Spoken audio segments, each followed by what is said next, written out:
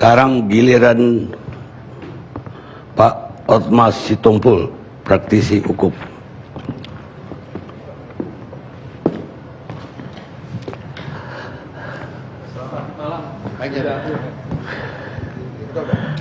Selamat malam, dah. Ya. Saya terus terang nih suka terheran-heran nih ngelihat para ahli-ahli kita nih. Sebelumnya mohon maaf nih. Ya, waktu saya diundang di sini, saya tanyakan apakah ini membicarakan Joko Chandra apa membicarakan pengacaranya. Saya tidak mau kalau untuk itu, karena saya sendiri tidak suka perkara saya dibantai orang. Oke?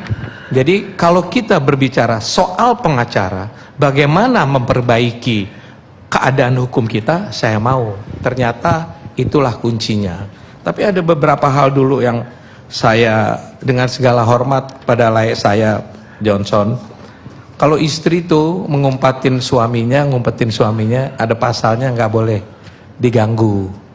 Ya, istri darah garis ke bawah ke atas anak itu yang menyembunyikan, menghindari penuntutan dari terdakwa, itu nggak boleh diapa-apain. Ada satu contoh waktu itu, dengan segala hormat klien saya GT dulu juga lari, pergi jalan-jalan, balik lagi, istrinya mau ditangkap, undang-undang bilang jangan dong, kan wajar aja kalau istrinya ngumpetin.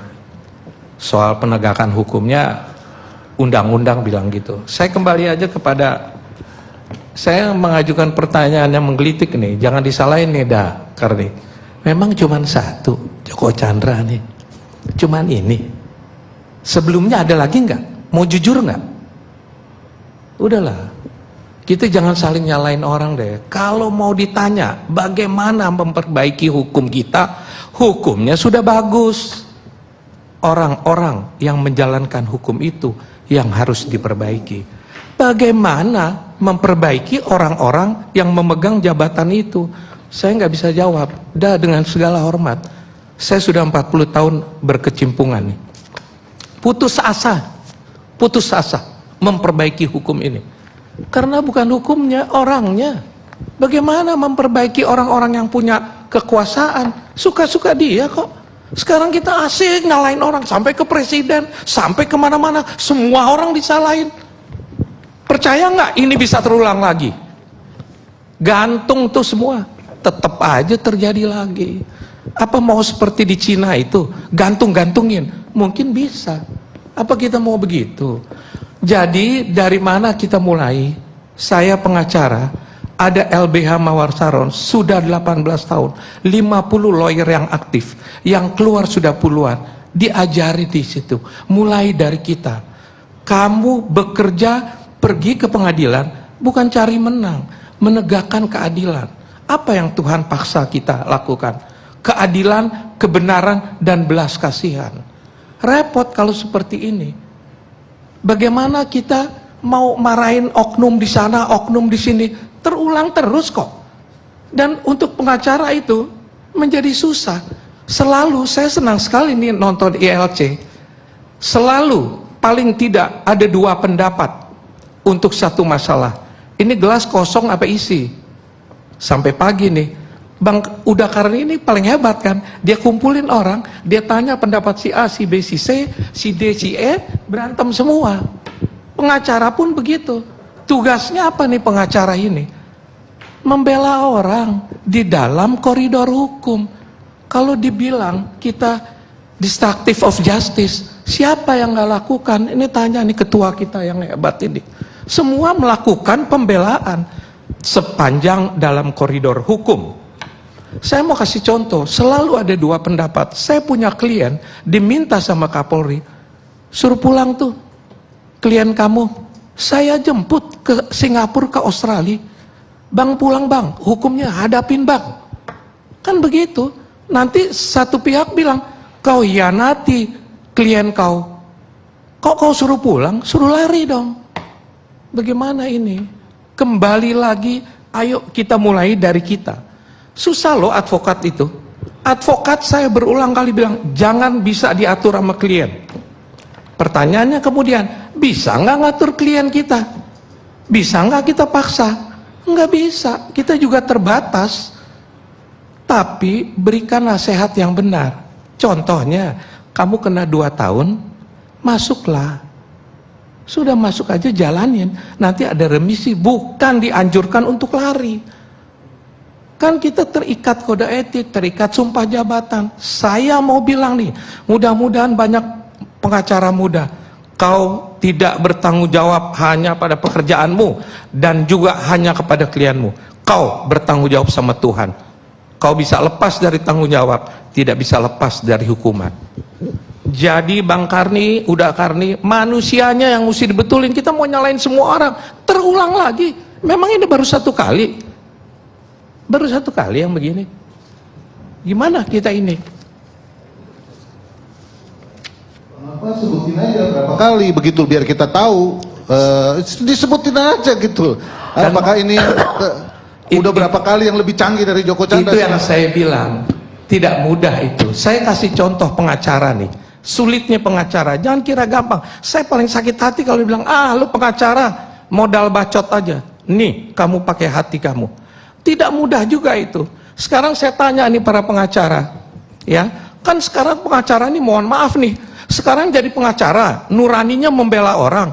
Besok jadi KPK, marah-marahin orang. Besok jadi LSM, sikat-sikat orang. Nurani kamu apa? Pembela apa? Penangkap orang? Saya mau tanya nih, ada satu peristiwa nih, pemeriksaan setempat, di mana mayat yang kamu bunuh. Saya jalan sama klien, ini contoh nih, sama klien kita, jalan, sama polisi, sama semua. Di mana Pak, tadi itu mayatnya kamu simpan? Di sana Pak, di sebelah situ Pak. Oh begitu, wah sibuk. Terus dia bisikin saya, Pak, bukan 1 yang saya bunuh Pak, 2 Pak. Di mana? Sebelah sana, sebelah sana. Terus kita bilang, Pak polisi, ada 2 lagi. Kamu nih siapa, pengacara apa? Enggak gampang, udah, untuk berdiri di tengah. Ingatlah itu, kau bertanggung jawab untuk menegakkan hukum. Datang ke pengadilan, mau menang semua kok. Lihatlah sekarang pengacara, mau menang, jaksanya juga mau menang. Bagaimana memperbaiki? Saya ulangi, orangnya yang harus diperbaiki. Kalau soal semua, kan kita dengar itu power tends to corrupt. Begitu kamu punya kekuasaan, suka-suka deh. Sekali lagi, orang-orang yang harus diperbaiki. Kita mau berbusa nyalain polisi, nyalain ini. Saya mau nanya, dengan segala hormat, kalau ini diungkap semua, beres hukum kita. Saya jangan dibilang pesimis, saya putus asa, otak saya pusing memperbaiki keadaan hukum kita. Tapi pengharapan saya tidak hilang. Saya percaya ada kuasa yang lebih kuat. Tapi saya mau tanya, sistem apa yang bisa memperbaiki keadaan hukum kita? Ayo ngomong nanti yang pinter-pinter tuh. Dulu ada seorang, saya dengan segala hormat, pilihlah saya jadi presiden, dalam 5 tahun saya akan bereskan hukum kita. Pusing saya dengernya. Bukan hukumnya, orangnya mesti diperbaiki. Bagaimana memperbaiki orangnya? Nih, dari diri kita sendiri. Kau jadi cahaya, tularkan sama yang lain, sama lawyer-lawyer muda tuh ajarin itu semua. Kalau mau jadi pengacara, kerja di LBH. Taruh hatimu pada orang miskin. Lo kerja benar, enggak dibayar, tunggu, begitu jadi profesional, dibayar, pasti kerjanya benar. Saya minta semua lawyer-lawyer muda kita ini, taruhlah hatimu pada orang miskin dulu. Jangan otaknya duit aja semua. Siapa sih yang gak suka duit? Akibatnya, begitu tahu ada satu perkara, ada peluang, baik melanggar hukum maupun tidak melanggar hukum, dikerjain, ada duitnya kok. Saya nggak usah terlalu panjang, nanti kelihatan terlalu pesimis. Ayo kita mulai ajarkan sama lawyer-lawyer muda kita, tertib hukum, jalanin kebenaran dan keadilan, setia. Ingat ya, bisa lari dari tanggung jawab, tidak bisa lari dari hukuman Tuhan nanti. Cepat atau lambat. Jadi para pengacara, saya ulangi, bekerja dulu di LBH. Taruh hatimu pada orang miskin, nanti kerjanya benar. Saya tutup nih, nggak usah terlalu panjang. Saya punya pembantu nih, kerja udah puluhan tahun, cuman satu. Saya bilang, kamu cari pembantu lain dong. Susah Pak, kenapa susah? Begini Pak, yang mau kerja banyak, yang niat kerja nggak ada. Yang mau memperbaiki hukum kita banyak. Yang niat mau memperbaiki, walahu alam bijawab, kata kawan saya. Terima kasih. Makasih.